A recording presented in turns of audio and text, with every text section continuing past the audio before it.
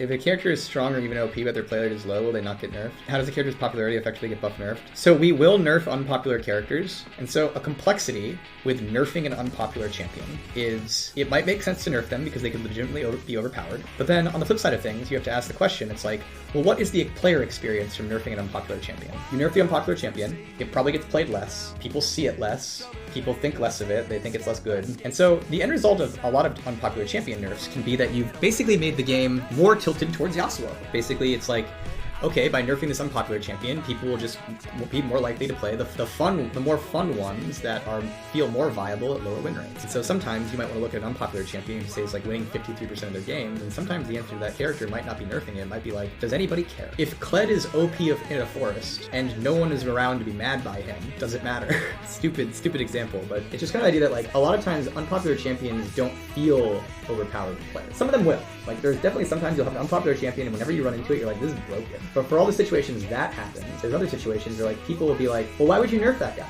He's not strong, no one plays him. And then we could be like, well, you see, it's like, well, you see, his win rate was so high, it was necessary for us to destroy it. And it's like, but if the player experience is that he's not powerful, and the player experience is that he's fair, and the player experience is that you're nerfing a weak character, even if objectively speaking they are overpowered, is it really worth nerfing them? That is the constant question when it comes to an unpopular character. Is some unpopular characters legitimately OP and legitimately feel OP to players. Other unpopular characters, even if they are objectively OP, might not feel OP to the people playing against them or with them. And then it just raises the question of, are you actually making the game better by nerfing them and making them seen less and making a player perception of like Riot's nerfing characters who aren't even that strong? And again, it just depends on the character, depends on the situation. This is like one of the complexities of balancing. And then another complexity that comes into this is personal opinion, that League of Legends is a better game when you see a wider variety of champions. This is generally the idea that your 1000th game on Garen should be different than your 900th game on Garen. And one of the ways that happens is that sometimes when you're playing Garen, you run into KLED instead of Darius. And that KLED game is going to be different and it's going to be weird and you're not going to see it that much, but there's value to that KLED game happening. And so that's another potential negative of nerfing unpopular characters, is you can end up